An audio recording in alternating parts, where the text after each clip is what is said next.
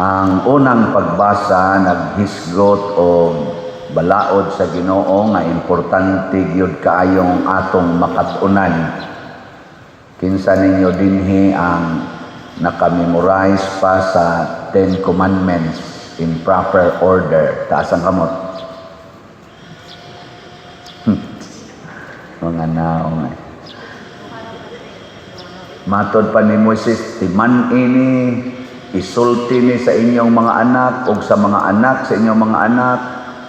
Sa to, hisguti ni, inigpangaon ninyo, hisguti ni, inigpangatog ninyo, inigmata ninyo, ibaligtos ni sa inyong mga bukton, ibutang sa inyong mga agtang, ipapilit ni sa inyong mga haligi. Grabe, no? Ngano ingon anak man ka, kanabang murag specific kaayo ang instruction ni Moises. Although gimanduan dito sa Ginoo, tungod kay kanimanggong pagtuman sa sugo sa Ginoo mga igsoon, mao gid ni ang timaan na kita dunay igong pagtuo. Igong pagtuo, enough faith. Hilinga imong tupad ina naa kay igong pagtuo. Enough ba? Enough faith. Kay matod pa ni Kristo, kadtong yawa nga gitabangan og exorcise, gi-cast out sa iyang mga tinun-an, wa sila kapagawas, gitabangan nila. Pero pag abot ni Jesus, ingora si Jesus, gawas diha, gawas din yawa, naka sikrito kung pangutana ang iyang mga tinunan, Lord, ngano wa man to namo mapapahawa? Ana, ingos Kristo, kay wa man mo'y igong pagtuo. Pila may gidakon sa pagtuo nga tawag ko na itong igong pagtuo. Nihisgot sa Jesus dire, kung doon na mo'y pagtuo nga samag gidakon sa liso sa mustasa, kakita na mong liso sa mustasa? Mustard seed. Kinsay nakakita, taas ang kamot. Pulos kita wa kakita, ako asa ko kakitaan na. Pero sa mga istorya-istorya, kung ato sa siyang i-google, sa akong paminaw, murag po parihas siya gidakon sa lisos kamatis or gamay pagjutay. Kaya makita man siya, ambot o pariha ba ka siya lisos mansinitas. Kakita mo sa lisos mansinitas? Okay, mao man kuno na kinagamyan nga liso, matod pa sa word ni Kristo, labing gamay nga liso sa ila dito. Pero kita naamtay mansinitas, gagmayan kay nagliso. Pero basin og ingon-ingon ra ana ba? Pero kung naa kuno tay pagtuo ingon ana, maka sugo na tas bukid nga balhin dito, mosunod kuno na. So ay kunog sugo imong bana nga tuas iyang kabit na balhin sa ato. Motuo ba? Og di gani motuo, pasabot wa kay igong pagtuo. Oh, masuko na lang ka, magsigi na lang kag paninghag, wa lang gyapon motuo imong bana, awa kay igong pagtuo. Kay ang igong pagtuo, bisan ganing bukid nga way utok, igingon nimo nga balhin, mo balhin ko no. Ana, kanang imong anak sige duwa sa computer, ingna kono undang diha, balhin dito sa imong higdaanan, mobalhin ba? Mobalhin? Wa, di gyapon balhin. Ako kunong suwayan, ingnon ako kada adlaw palit ko mog slot.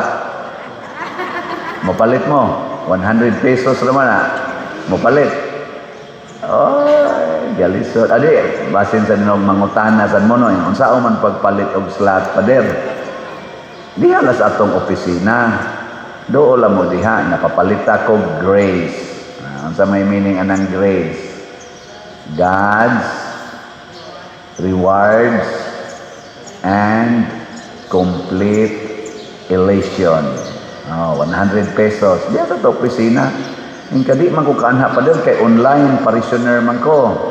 Ato ipakita din sa atong screen. Kani kay aning online mass. Dini lagi deposito sa atong bangko. Atong bank accounts dinhi.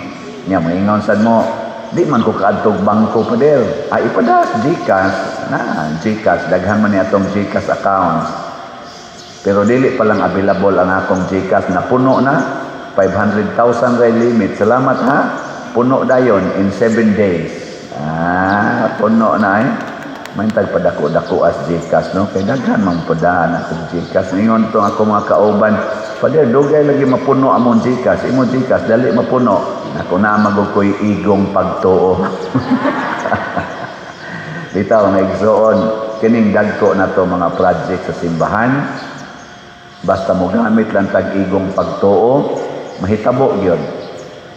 Ug unsa man ang igong pagtuo nga ingon kalisos mustasa, kana bang ang atong tumong mao ang kaayuhan sa katilingban dili sa atong kaugalingon.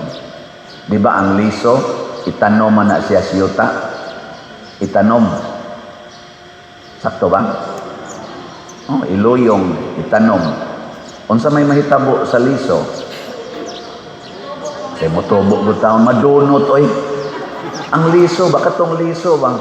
Ang liso, motobo, sa ito pa, mudako siya ngayon. Mawa siya. Mawa. Muna ningon si Kristo, kinahanglan gitang maliwat, yuta sa liso. Nga mamatay gid usa ta, aron mo hatag-tag kaayuhan sa katilingban. Gilingay mong tupad. Nga andam ka magpakamatay para mo palit og slot. Kana bang wa na kay makaon ba sigilya po gagpalit itanom gid nako ang akong kwarta nari sa simbahan or itanom gid nako akong kwarta para mabuhi ang akong mga silingan, bahala nag ako'y mamatay pero maniguro ganitang ako gyud mauna wa kay gitanom, wa kay gi-invest diha sa yuta nga mao ang Ginoo. Muna siya kuan matod pa diri sa atong tubag sa Salmo, sa tetong tubag, gihigugma ko ikaw o Ginoo akong kusog. Kana bitang mohonong na tagsunod sa sugo sa Ginoo kay wa na ta mahigugma siyang sugo, maluya ka hasta imong naong luya. Na ini comment karon sa akong Facebook o sa akong YouTube ato ningon siya, Father, kana na ang dali ra ka naka-adjust jas Compostela no nako ngano man ingon din siya na blooming lagi kag naong ana sila nako di man lisod higugmaon ang Compostela gud. Nganong di man lisod higugmaon ang Compostela? Daghan kay trabahoon. Ano bang daghan mga hagit no? Atong nag-installation ta, pating kusugas uwan. Di ba? Wa man tay, lugar din nga atong ka tiguman na dako-dako, nga naay atop. Mo tong naingon ko, diha lang mo kaon din simbahan.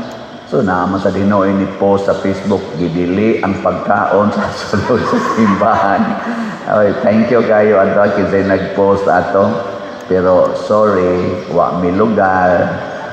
Ato man tatas gawas ato mga on kay naman tay dako kay dihang lugar kalingkod-lingkuran pero wa may atop ng pati man kusugas uwan niingon man sad si Kristo pakan-a ang gigotom. Wa man siya maingon pakan-a ang gigotom didto gawas sa simbahan. Ang gigotom pakan-a. Wa na bahala nag-asa. Matod pang San Pablo in season and out of season buhata ginang gitawag og works of mercy.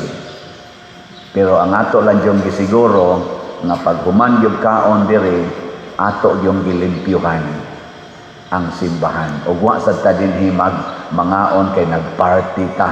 Wa ta magkaon dinhi kay nagsuliyaw ta. Nangaon ta pag human atog misa. Gani dinhi sod sa simbahan kan-o nato ang lawas ug dugo ni Kristo. Kung dili na nato ma-translate into real eating with our friends, with our brothers and sisters, way kapuslanan ng atong kalawat-kalawat dire, body of Christ, body of Christ. Unya, di ka kamaong mo pakaon sa atong isig katao. tungod lang kay ni atasod sa simbahan. Tungod lang kuno kay holy kaning maong lugar. Ang pagpangaon mao kana ang Eucharistia. Labi na yung bungas gugma. Di ba? Nya, nabusog mo ato pagkaon ninyo. Nabusog ang inyong lawas, ang inyong kalag nabusog. Kadtong nagsigig panglibak, sige kasuko, wa to kakaon. Pero kadtong nikaon, salamat, nabusog jud ko nya, wala ba ko'y hug-hug, skulikta. Tini mong kaon, congratulations. God bless you. So mga igsoon, dili sayon apan pagkanindot sa resulta kon kita dunay igong pagtuo. Nga naman, ang mga buhat nga bugat mahimong gaan kung magkahiusa ta. Mao nang kining atong slat-slat ato ning padayonon ha. Grace. Gamay ra ba kay taghalin. Masin pag mudako-dako ra ni ron sunod nga panahon. So, usbon ako dinhi sa atong parokya, ato na ning batasanon ang pagpuyo sa mga prinsipyo o mga virtues nga akong gustong puy-an sab. Unsa ganito? Kaning trust o Cebu.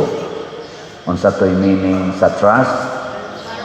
Transparency, religiosity, unity, service, o technology. Wa patay TV monitor din aron naon tatay matan-aw-tan-aw no. Mao nang nangutang kog TV. Gahapon ato ning i-install karon. 75 inches nga TV. Wa ko kibaw asa ibutang. Amo pa ni ron panid-an og asa ni ibutang. Nangutang ko dito sa SM appliance ni worth of murag 80 ang duha. Barato ra man sad. Nahog magtag 40,000 ra. Di akong giutang. Haron na natay monitor na kung doon nata dinhi mga ipakita ninyo, makita na. Ari tingay na ito ibutang ano. Diha lang. Aron kakita sa mo diha. Aning haligi. Atong i-bracket, arong malaksi, hug dayong 70 inches. Ato lang sa ligonon.